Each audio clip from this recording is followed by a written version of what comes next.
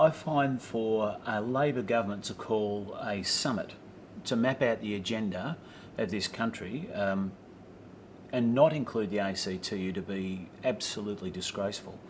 I'm not surprised about Rudd's agenda. He did his union bashing throughout the campaign. The union movement was locked into your rights at work. We were locked into getting rid of Howard, and I don't think we had enough ambit or pressure on the ALP. They did to the union movement whatever they liked. Now, not inviting the president or the secretary of the ACTU to the summit of 200 people, not respecting the massive input that the ACTU has had over the 100 years or more that it's been around, I think really is a mark of disrespect. If that's where we're at, well, okay, well then that's the new Labor government, that's the new Tony Blair type Kevin Rudd model. Let's deal with it. Let's work how we keep our campaigns going for workers' rights and drive a union agenda. I think Rudd slapped people in the face and said, look, the relationship between Labor and the unions changed. I think, well, so be it. I think it's just time we woke up, got on with the job and continued our campaigning our way. Do you think part of that is the media representation of the ALP still as left needs to actually change so that people can honestly see their basically economic platform that the ALP is working on? Well, let's have a look at what has changed in industrial relations policy from Howard to the Rudd government. Now, certainly there's a hoo-ha over individual contracts. Full credit to the Rudd government for having a go at raising them, albeit at a very, very slow rate, phasing out of the individual contracts to a large degree. Massive window of employers to sign on to them in the meantime. The question I ask is, why have we still got coercive powers against building workers? Why have we still got codes of practice in place and implementation guidelines that take away democratic rights of Australian working people? Why is there no right of entry for union officials to help workers in workplaces where we're needed on the job? ILO conventions, all of that, none of that's tackled yet, and there really is no agenda, as I said, to tackle it. Well, this is a big challenge for the ACTU and the unions, isn't it? What are we going to do? How are we going to respond? As I say, bad laws under the Howard government are still bad laws under the Rudd government. The Your Rights at Work campaign, massive campaign. We haven't got our rights back, then let's keep fighting for them. Let's keep running our Your Rights at Work campaign. Either that, or it was just all about getting rid of Howard government. Now, which one was it? It's got to be about our rights at work. About an agenda on behalf of the workers by the union movement, but there would seem to be two agendas. There's the trades hall agenda, where it focuses on the Your Rights at Work campaign, on escalating that, focusing that campaign on the right to strike and ILO human rights, the right to collectively bargain.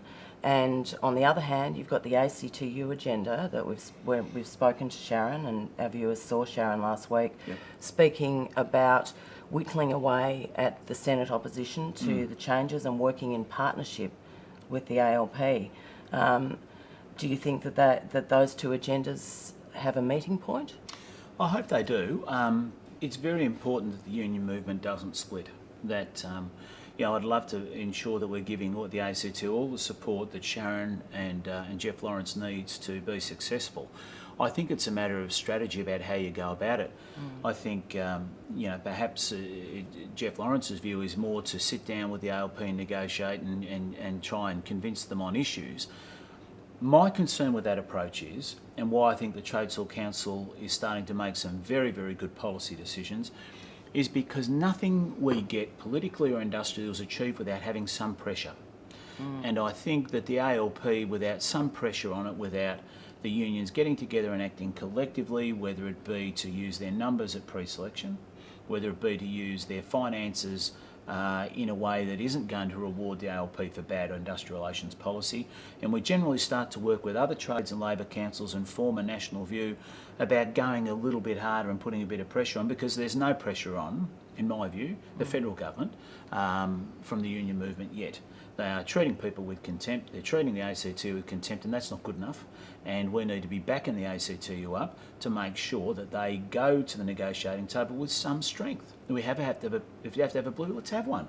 We talked the talk during the Your Rights at Work campaign. If Rudd gets elected, the campaign's still on. Well, let's keep it on. We've been used to a lifetime of unions having their own party that represents their interests. Yes.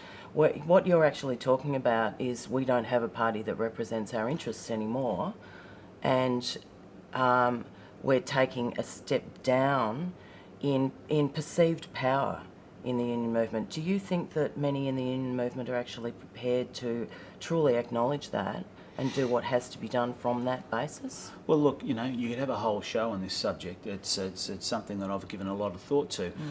Unions have to go back. Why are unions here? We're here to get the Labor government elected. We're here to represent working people. Now, naturally, a Labor government is going to be better than the Liberal government, but marginally. Rudd's slapped us right in the face about time we woke up, isn't it, really?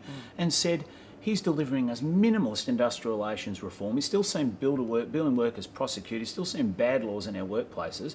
And there's nothing on the table that's really going to change that in any substantial way. ILO conventions, forget about. Well, that's not good enough. And we need to do the best we can for workers. That's why we're here. We're not here for the ALP. Perhaps if we weren't affiliated, you know, you wouldn't have secretaries compromise their position because they might want to get pre-selected. You know, those things have harmed us. Let's be really honest with each other and say, would we have been better off if Greg Combet had have led the Your Rights at Work campaign right through the election? Absolutely. Good luck to him for going into Parliament. Like many people in the ALP, I'm pleased people like him are there. But don't underestimate the big loss of that. The relationship with the ALP and the union movement has changed. Let's be different. Let's have friends there. Let's really keep working there the best we can. But for God's sake, let's be who we are, a proud Australian trade union movement that will tackle governments without fear and favour in the interest of our members. It's that simple. So let's get our act together and start campaigning properly against any government, quite frankly. And that's the way I see it. And to me, it's a very, very clear agenda. And the ACTU may or may not go with it. Well, that's right. Well, look, you know, I mean, you know, I'm a soldier in the field, if you like, whereas the ACTU's got different relationships, and that's fine. I think the world of Sharon Burrow. I think she's been a terrific advocate for the union movement, still is. But the challenge they've got to meet is, do they go to the ALP government cap in hand saying, please, you know, can we have some more?